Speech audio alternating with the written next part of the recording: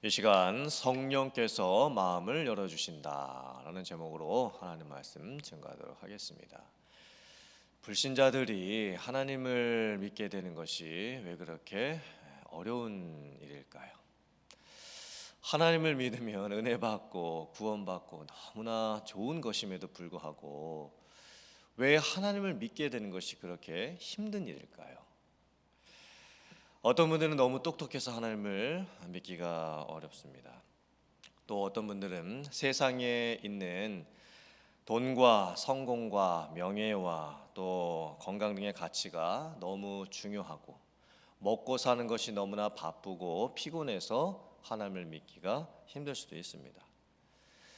또 요즘 사람들의 관심이 복음, 십자가, 부활, 구원, 은혜, 회개 이런 것에 있지가 않습니다.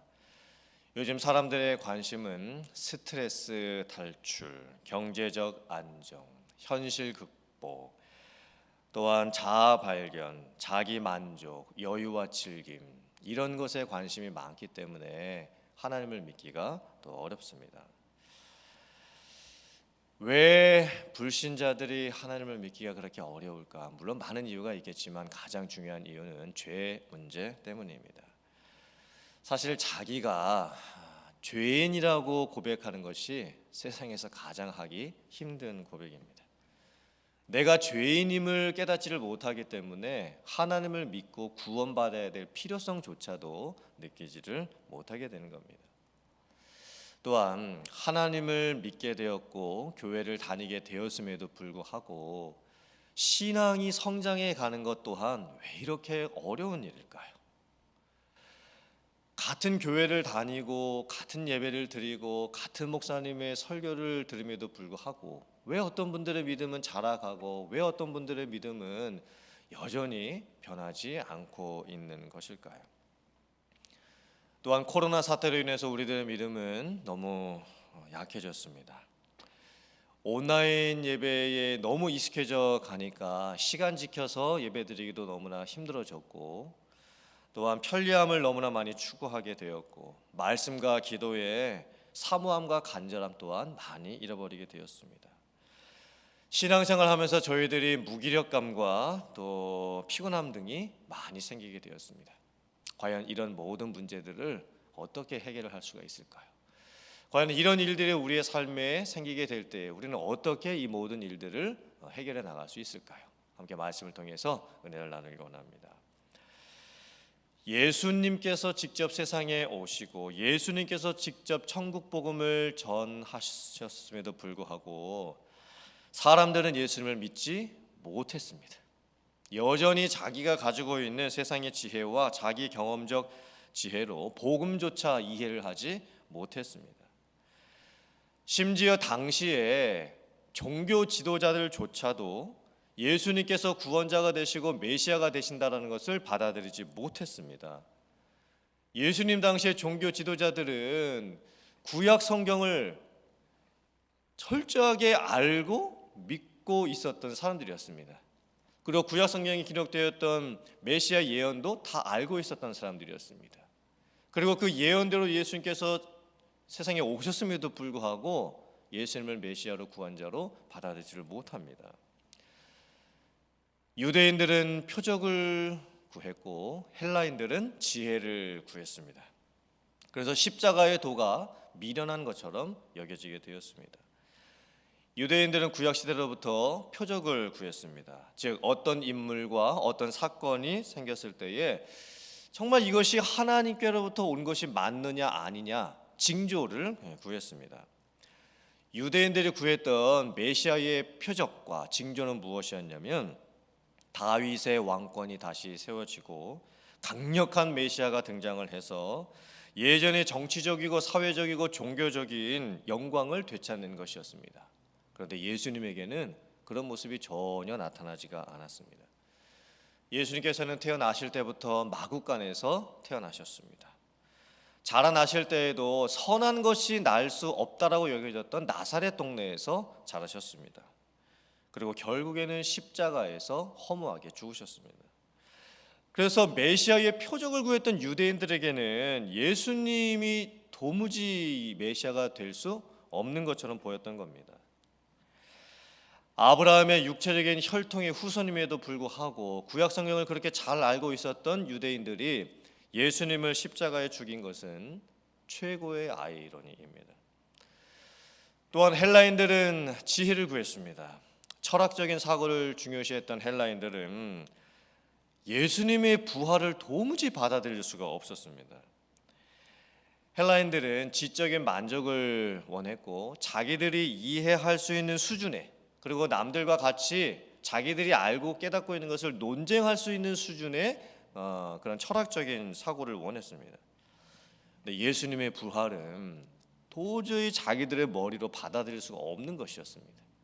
그것은 자기들이 지금까지 가지고 있었던 이성적 논리에 벗어나는 일이었습니다. 그래서 헬라인들에게 예수님의 부활은 미련한 것으로 여겨지기 시작을 했습니다. 그래서 오늘 말씀을 보면 하나님께서 우리에게 예비하신 모든 것들은 눈으로도 보지 못하고 귀로도 듣지 못하고 마음으로도 생각하지 못한다 말씀을 합니다. 즉 우리가 태어날 때부터 가지고 있는 육체적인 센스와 감각으로는 하나님이 누구신지를 알 수도 없고 또 예수님이 누구신지 믿을 수도 없다라는 말씀입니다. 왜 우리가 이런 상태에 빠지게 되었을까요? 에베소서 4장 18절의 말씀입니다. 그들의 총명이 어두워지고 그들 가운데 있는 무지함과 그들의 마음이 굳어짐으로 말미암아 하나님의 생명에서 떠나 있도다. 우리는 가정에서부터 부모님에게 많은 것을 배웁니다. 또 학교를 다니면서 많은 세상의 지식들을 배우게 됩니다. 하지만 그런 종류의 지식으로는 하나님을 알 수가 없습니다. 사람은 태어날 때부터 하나님의 생명으로부터 떠나 있는 상태로 태어나게 됩니다. 즉 죄인으로 태어나게 됩니다. 영적으로 죽은 상태로 태어납니다. 그래서 우리들의 마음은 굳어져 있습니다. 하나님께서 주시는 그 은혜조차도 우리들은 깨닫고 알 수가 없습니다.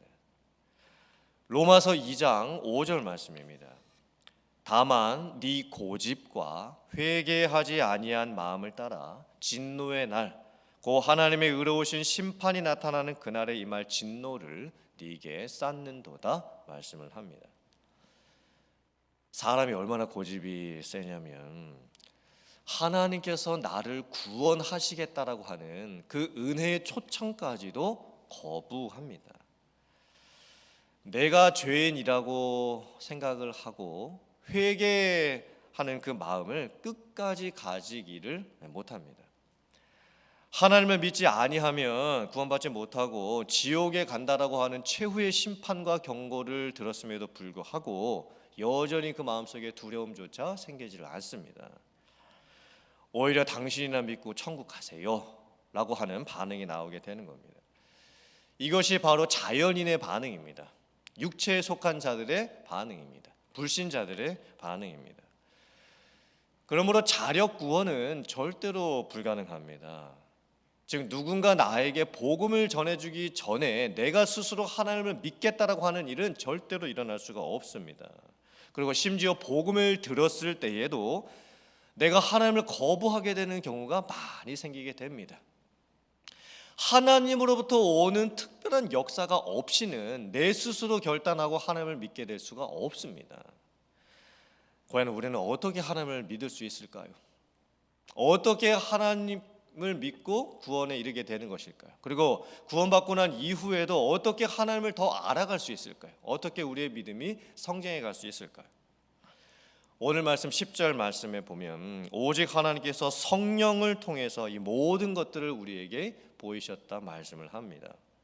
12절 말씀을 보면 우리가 세상의 영을 받지 아니하고 오직 하나님께로부터 온 영을 받았으니 이것은 우리로 하여금 하나님께서 우리에게 은혜로 주신 것들을 알게 하려 하심이라 말씀을 합니다. 13절 말씀을 보면 우리가 이것을 말하거니와 사람의 지혜가 가르친 말로 아니하고 오직 성령께서 가르친 것으로 한다 말씀을 합니다. 14절 말씀에서는 육에 속한 사람은 하나님의 성령의 일을 받지 아니하고 그것은 그들에게 복음이 어리석게 보이고 그것들을 알 수도 없고 이것은 영적으로야 분별할 수 있게 된다 말씀을 합니다. 성령께서 우리들의 마음을 열어주십니다. 성령께서 우리들의 굳어있는 마음을 제하시고 부드러운 마음을 허락해 주십니다. 성령께서 우리에게 임했을 때 우리는 예수님이 누구신지를 깨닫게 됩니다. 십자가가 무엇인지 부활이 무엇인지를 믿고 고백하게 됩니다. 성령께서 우리들의 강팍한 마음에 회개할 수 있는 마음을 허락해 주십니다. 성령께서 예수 그리스도를 고백하게 해 주십니다. 그래서 하나님을 믿고 구원받아 교회에 다니시는 성도님들에게 어떻게 하나님을 그렇게 믿게 되셨냐고 여쭤보면 대부분의 성도님들이 이렇게 대답합니다. 저도 잘 모르겠습니다. 그냥 믿어지게 됐습니다. 제가 어떻게 하나님을 믿게 되고 어떻게 제 발로 교회에 오게 됐는지 사실 저도 잘 모르겠습니다.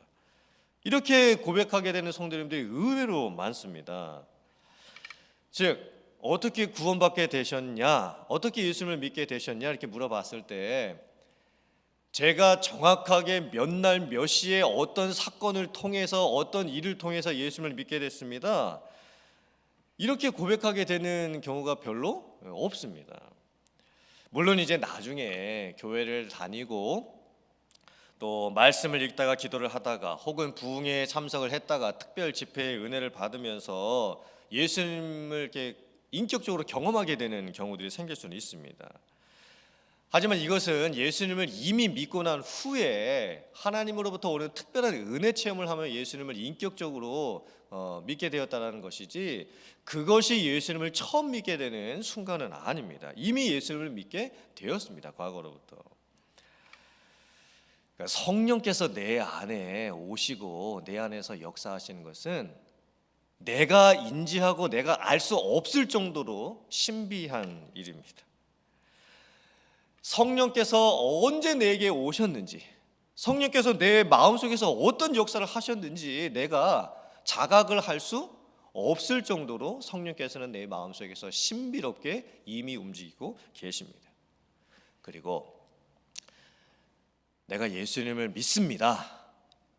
예수님께서 내 죄를 위해서 십자가에서 죽으셨음을 믿습니다. 그리고 예수님께서 죽으심으로 말미암아 내 모든 죄를 사해 주셨음을 내가 믿습니다. 이렇게 고백하게 되는 그 순간이 내가 나의 구원을 확증할 수 있는 순간입니다. 처음에 성령께서 내 마음에 어떻게 오셔서 어떻게 내 마음을 움직이시고 어떻게 내 강팍한 마음을 바꿔주시고 어떻게 예수님을 믿게 해주셨는지 그 순간은 저희들이 깨닫지 못할 수도 있습니다. 하지만 내가 예수님을 믿습니다 이렇게 고백하게 된다고 하면 그 순간이 내가 나의 구원을 확증할 수가 있게 되는 순간인 것입니다. 사랑하는 성도님들, 요즘 많은 사람들이 하나님을 떠나 있고 또 세상에서의 행복을 찾으려고 하고 있기 때문에 하나님을 믿지 못하는 경우가 참 많이 있습니다. 복음에 대해서 십자가와 부활에 대해서 들었음에도 불구하고 그것을 어리석은 것으로 치부해 버리는 경향들이 많이 있을 수 있습니다. 또 교회에서도 성도들이 신앙생활을 하면서 너무 인간관계 중심으로 모이고 또 친목관계가 되어버리는 경우도 많이 있을 수 있습니다. 어쩌면 교회 안에 다시 복음을 들어야 될 사람들이 많이 있을 수도 있습니다. 하지만 오늘 이 말씀을 보면서 저희들이 전도하거나 또 가족 구원을 위해서 기도할 때에 성령께서 그들의 마음을 열어주시고 성령께서 그들의 마음을 움직여주시고 성령께서 복음을 깨닫게 해주심을 믿고 저희들이 성령의 역사를 의지하면서 계속적으로 전도하고 복음 전도에 힘써야 될 줄 믿습니다. 그리고 우리들의 신앙생활을 하는 동안에도 내 마음이 변화되고 내 마음속에 하나님께 주시는 은혜를 통해서 성장이 일어나는 것은 성령의 역사밖에는 방법이 없습니다. 지금 코로나와 같은 이런 힘든 상황들을 겪으면서 사실 목사인 제가 성도님들 한 분 한 분을 위해서 해줄 수 있는 것도 그분에게 성령의 역사가 그 삶 속에서 일어나기를 기도해 드리는 것밖에는 할 수가 없습니다. 성령께서 그분의 마음을 움직여 주시겠지요. 성령께서 그분들의 마음을 바꿔 주실 겁니다. 성령께서 성도님들의 마음을 새롭게 해 주실 것입니다. 저희들은 그것을 믿고 기도해야 됩니다. 사랑하는 성도님들, 오늘 이 말씀을 저희들이 마음속에 다시 한번 새기면서 우리들 각자가 가지고 있는 여러 가지 세상적인 풍조와 가치관으로 하나님께서 주시는 은혜를 깨닫지도 못할 정도로 무엇인가 막혀 있는 것이 있다라고 한다면 오늘 그 모든 것들이 십자가와 부활의 복음의 그 능력으로 다 뚫어지는 역사가 있기를 주님의 이름으로 축원합니다. 그리고 우리들에게 진정한 성령의 역사가 임해서 다시 한번 심령의 부흥이 일어나고 또 교회의 부흥이 일어날 수 있기를 기도해 주시는 여러 성도님들 다 되실 수 있기를 주님의 이름으로 축원합니다. 아멘.